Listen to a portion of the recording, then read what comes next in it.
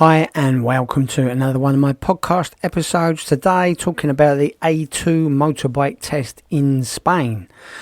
Okay, so a little bit of a background here. So I've got a 125cc motorbike and I've always wanted to get a bigger bike here in Spain. Never done the motorbike test complete. I did a CBT test in the UK.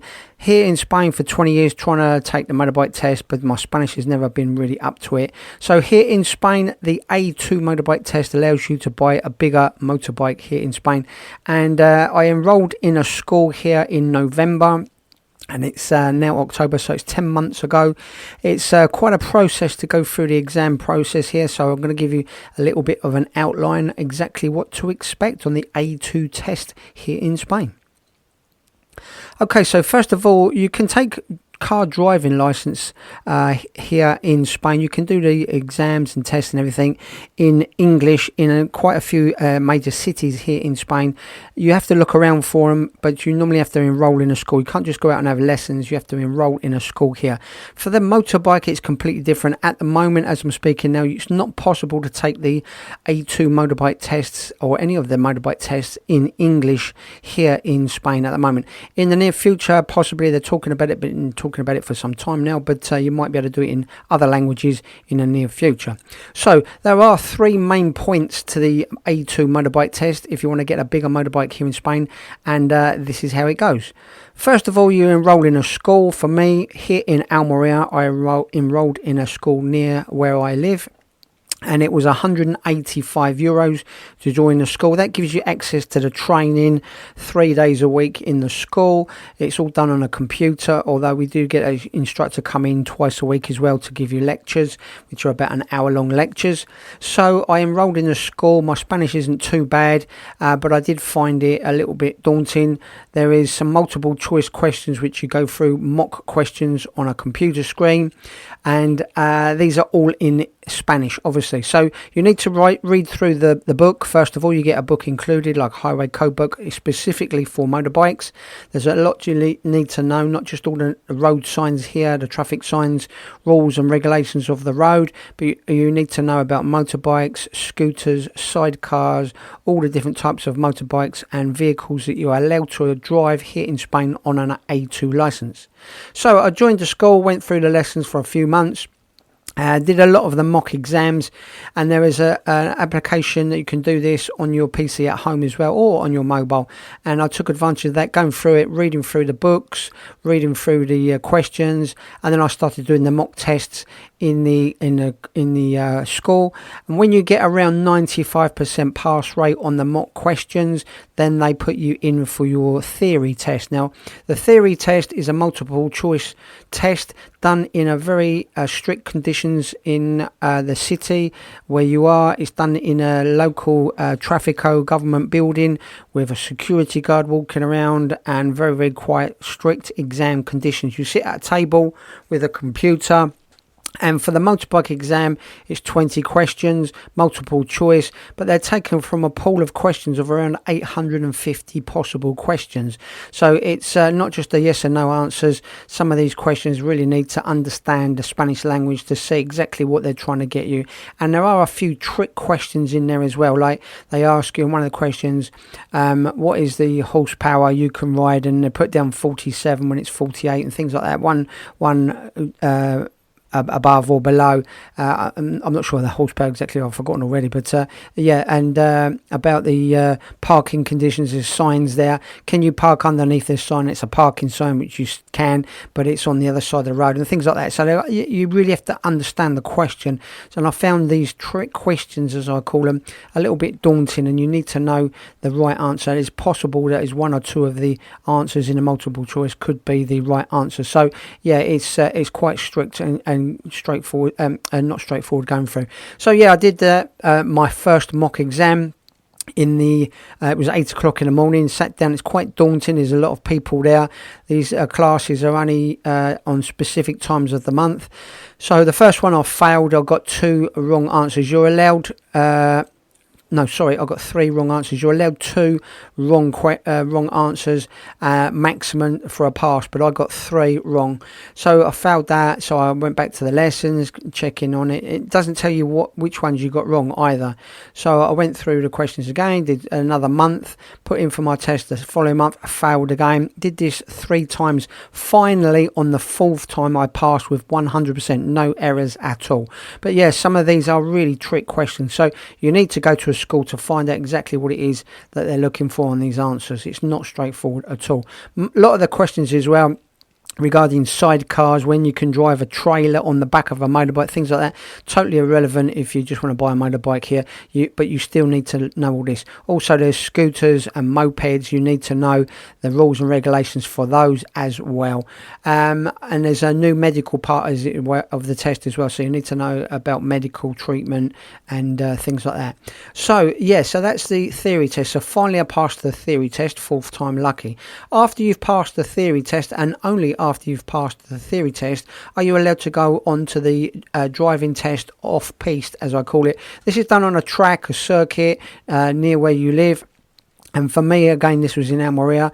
It wasn't far from me. Now, this is quite a big track. It's divided into 2 parts, and you have to go drive with a bigger motorbike. The school provide the motorbike. It's a 400cc motorbike, and it's driving around some tall cones. These cones are about 4 or 5 foot tall, and they're like stick cones, and you have to drive around these cones in a straight line, just dodging in and out. Drive along a straight line as well, and then make an emergency stop in a square box at the end. Now, this is this circuit is the first circuit that needs to be completed, and there's no time limit on this. You can do it slowly, but you can't put your feet down. If you put your feet down, that is classed as an error, and you get a fail on that. You can't touch the cones either, and you also need to stop the emergency stop within the quadrant, and the quadrant is about 2 foot square. Now, after you've done the slalom bit, the quadrant, before you get the emergency stop quadrant bit, it's you need to go from first gear to second gear very, very fast, accelerating all the way up to the quadrant, and then do an emergency stop in that box. So it's a little bit tricky to do that. I found not putting my foot down was very difficult. It took me a few weeks, and I had 8 lessons to practice that, to get through that, to complete that bit. Then once you can complete that bit, at the same time you're practicing the other circuit. There's 2 circuits in the same area. The other circuit is a similar slalom course, but it's done on a timer. So you start at a gate, he sets the timer, and off you go. You go through as fast as you can up to the cones, do the slalom through the cones, then you accelerate at the end, turn around 180 degrees, come back and accelerate quite quickly in second gear, most of this, and you have to go through a little chicane area, and then emergency stop in a quadrant again at the end of the circuit. Now, this is done under time conditions, and it's 25 seconds maximum allowed. First few times I did this, it was 40 seconds, so it seemed almost impossible to do it in 25 seconds, but you soon learn to accelerate really fast out of that gate, do the slalom quite quickly. Quick, tight turn is important at the end. Get through those gears quickly to come back. And the chicane is only a little chicane, but you must not touch your brake until you've passed the chicane on that. I forgot to tell you. If you touch your brake, or they see a brake light on the test, that is a fail as well. And then emergency stop. So yeah, the bike I used, 400cc, had ABS, so it's very difficult to stop in that box, because once you hit that brake, the front brake, the ABS cuts in and it pushes you over the box. So you need to use the back brake a lot there to make sure you don't overshoot the emergency stop box. So once you've got the practice sessions out the way, you've done that confidently enough a few times. I had about 6 or 8 lessons here. The instructor puts you in for a test at the examining office. This is done, for me, it was 8 o'clock in the morning. Turned up with a lot of different bikers there. Some people taking their 125cc bike or scooter test. I was taking the A2 test for this. So the cones are all set up. There's a gate for the starter, and it's done on a timer, electronic timer, so it doesn't start until you get a green light.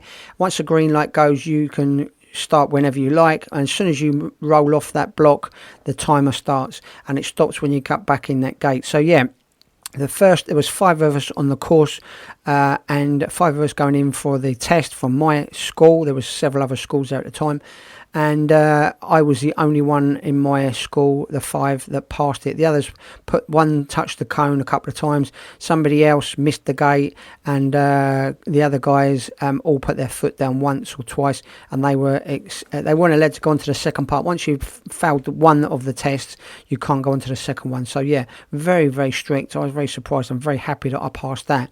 So after passing that, so you've passed the theory test, and then you've passed the slalom and speed test, then you go on to learning in the road, and you've got to do these in stages. You can't go out on the road before you've done these 2 tests. So out on the road, that's lessons with a driving instructor on a 400cc motorbike, and he's got a car behind you, following you in a car with a headphone set, giving you directions and telling you what to do out on the street. First day I went out on the street, I've been driving on a motorbike for 20 years, thought I can drive pretty well, but I made 35 mistakes, and you're allowed 2 mistakes on the test. So yeah, quite a bit of a shocker. Cutting off corners, wrong lane position, not doing the indicators properly, not stopping correctly in the right places, and things like that. So yeah, loads of mistakes. Well, I've had 7 lessons now. I've got my test booked with the examiner for the 15th of this month, October. So that's in about 8-9 days' time. And yesterday I had a lesson. I've had 5 lessons this week, and yesterday was the first time I only made 1 mistake on my lessons, and so I've got a reasonable chance, if I do it all right on the day, of passing the test. But very, very daunting. I was told by one of the other drivers in the school some time ago that yeah, this is just a formality, take you out to make sure you can drive all right, but he confused that with the final test. So if I pass the exam next week, I'm allowed to drive motorbikes up to a certain level here on the A2 license, and then after that you need to go for 2 years. That means you need to hold that A2 license for 2 years before you have to take a course, and it's just a basic course with an instructor, not an examiner, and it's a 4-hour road test and a few hours in the school talking about bigger motorbikes, and then you're automatically given this A license, and the A license means there's no restrictions on the motorbikes that you can ride here in Spain. So yeah, you can't just go for the A license, you need to get the A2 first, and then a minimum of 2 years needs to pass before you can sit the A license. But there's no actual exam for the A license. So yeah, so out on the motorway as well with the driving instructor, it's quite daunting on the motorway when you're doing 120 and they want you to do 120 as well, not put along at 80 or 90. You need to get up that speed and see that you're driving confidently, and he's shouting it in my ear with the wind buffeting, lots of traffic as well, eyes peeled on everything, trying to get the right turn off for the motorway. It is a little bit daunting when you've got someone following you, and obviously on a bigger bike than I'm used to, a lot more acceleration and power. So yeah, the motorway thing was a bit of an eye-opener to me, and also driving through town in heavy traffic. I mean, I'm driving through the centre of Almeria in rush hour traffic in the early hours of the morning. Baptism of fire, this one, and again with the instructor driving behind in a car, shouting instructions at you, looking at every single pedestrian, a kid running out from the cars, old people crossing, and there's several lane changes you need to be made, watching the signposts and things like that. So yeah, sometimes he doesn't tell you to turn left or turn right. There is obviously signposts telling you to do this, so you need to be aware of the signs, reading the signs. Yeah, it's not straightforward at all, but I'm feeling a little bit more confident. I've been feeling pretty bad up till a few days ago when things started to pull together. I've got a couple more lessons next week, and then my test, and I'm trying to get a lesson in the day before my test as well, hopefully, or in the morning before my test if it's not too early. So fingers crossed. I think I've got probably a 50% chance of passing. I don't rate myself that high because I've been making a lot of mistakes. Even though I've been driving a motorbike here, a 125 bike, for many years, there is a lot of refinements need to be done to make sure that you can ride the motorbike properly. For example, stopping at a stop sign here. We all know there's a stop sign on the floor, a straight line with the word stop on it. You have to stop there. But for the motorbikes, you have to stop there, put your foot down and count 1, 2, 3, 4 before you even move off. They want to make sure you really stop. It's no good just stopping the wheels, putting your foot down, looking left and right, and then off you go. No, that is not enough. You need to actually count the 3 seconds there. And sometimes if you can't see because there's parked cars in the distance, you've stopped for 3 seconds, you have to pull forward about 3 feet and stop again. And again, that stop needs to be for 3 seconds because it's a stop sign. Also, where I am, there's lots of traffic lights and some stop signs just after the traffic lights, and you do not stop at a stop sign if the traffic light is green. That's something else it's hard to get used to here in Spain. The traffic lights here have priority, so if you get a green light or you stopped at a red light and it's a stop sign as well, you stop at the red light obviously, and then when it goes green you just go through, and if there's a stop sign in front of you a few hundred yards, you do not stop at that stop sign. You've got the green light, you go straight through. So that's a little bit weird to get used to that one here in Spain. And so fingers crossed for next week. I've got my eyes set on the bike I want to buy here, but if I don't pass, well, I'll keep doing it until I do pass. It's one of those things you have to get right. It is difficult with it being in Spanish as well, but hopefully it's doable, and I'll be keeping you posted. So hope this has helped. This is the A2 motorbike license in Spain. Give us a quick like at the end of this. Thanks for listening.